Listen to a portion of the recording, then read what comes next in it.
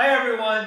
So I'm getting a lot of emails and messages asking me how am I shooting my time lapse and slow motion and super slow motion on the GH3.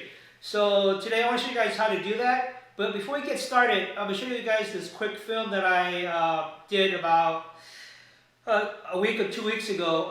And so that way you guys know what I'm talking about. So check this out.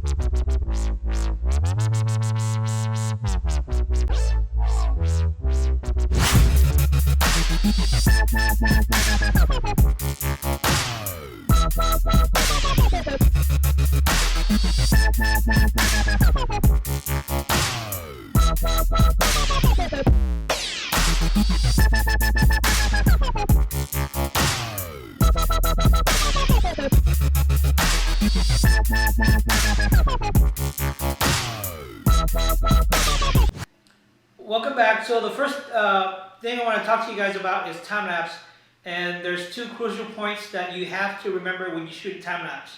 The first thing is you want to shoot in manual mode.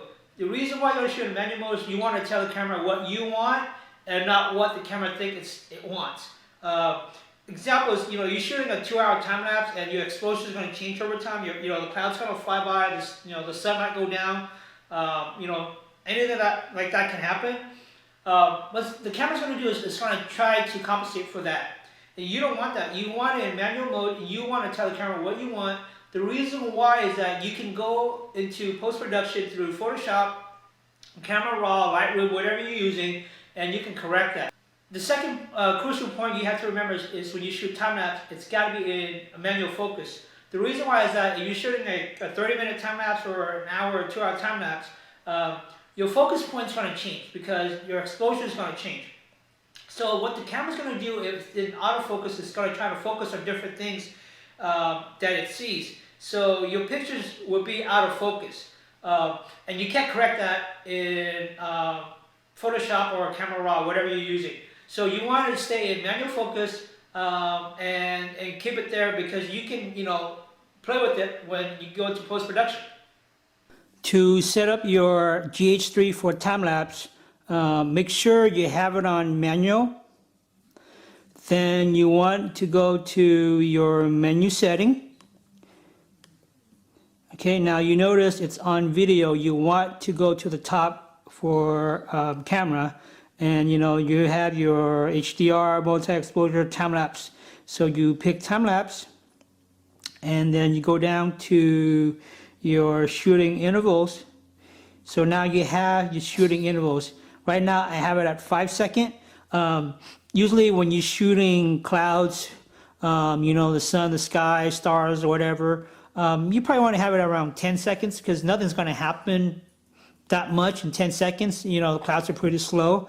But if you want to shoot, like people or, want to show a lot of motion, movement, then you want to drop it down to like 5 seconds or wherever you want to shoot at. So the shooting interval means that it's going to take a shot then it's going to wait whatever time you choose, then it's going to take another shot. So right now I have it at 5 seconds. I'll show you an example. I'll press set, and then I'll press start. Okay, it's going to tell me to press the shutter speed, and then it's going to start. Okay, so it took a shot, and so there's 5 seconds. It took another shot,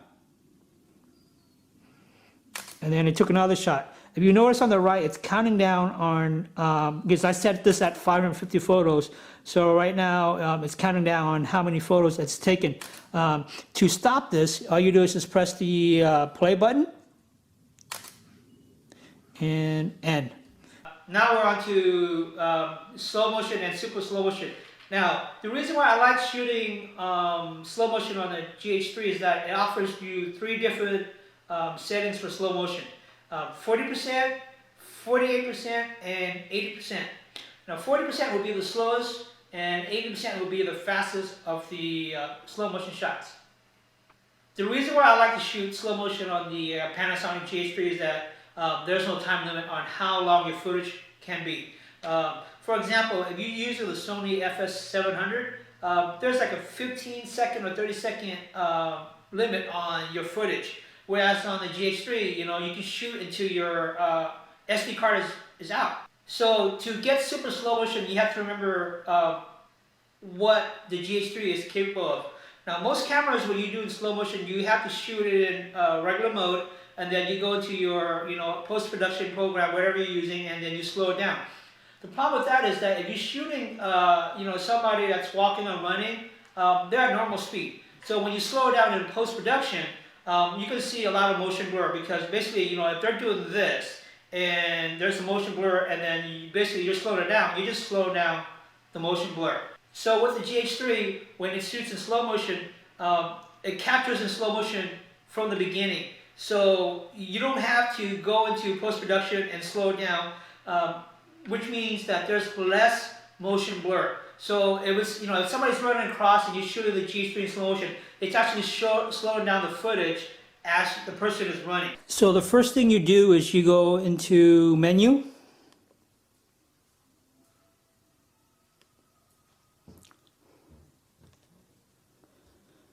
So the first thing you do is you go into menu.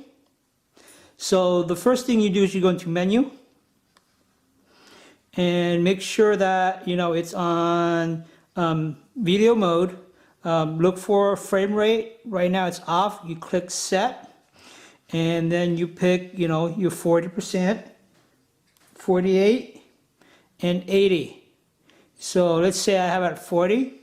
You press set, and that's the menu button, and then you press your shutter button, and you're ready to go. So when you record, it's recording at whatever slow speed that you picked. So to even slow down further, you can use Final Cut Pro, Adobe Premiere, and After Effects. With Premiere and Final Cut Pro or Vegas or whatever you're using, you just basically go into speed or duration or whatever your setting is on your software, and you can slow it down 50%, 40%, 30% further. What I like to do is I use After Effects with a plugin called Twixtor. I'm not going to show you guys how to use Twixtor, because there's hundreds of tutorials on YouTube how to use Twixtors, but I'm going to show you guys the crucial points to setting up Twixtor so that your slow motion, so your super slow motion can be as smooth as possible. Now, what you want to do in After Effects is that when you drag your clip into your time frame, you want to right click on your clip, go up to frame blending, and you pick pixel motion. So the next thing you want to do is add Twixtor to your footage. So the first thing you do is find out what your frame rate is on your footage. If it's 24, 60, 30, whatever it is, it's important that you tell Twixtor what your frame rate is, and it's got to be exact. If it's 23.976, you got to put in 23.976. You can't put 24. It's important that you tell Twixtor exactly what your frame rate is. Otherwise, your footage will look really funny when you go to render that. Now that you input the correct frame rate, you go down to output, and on speed, default mode would be at 100%. So you can change that to 5%, 10%, 20%, whatever you want to do. Play around with it and find out what your best setting is for that particular footage. And on output, there's a couple different settings you can change on that. Play around with it until you find out what the sweet spot is. And basically that should be it for how to set up for slow motion and super slow motion using After Effects and Twixtor with the GH3.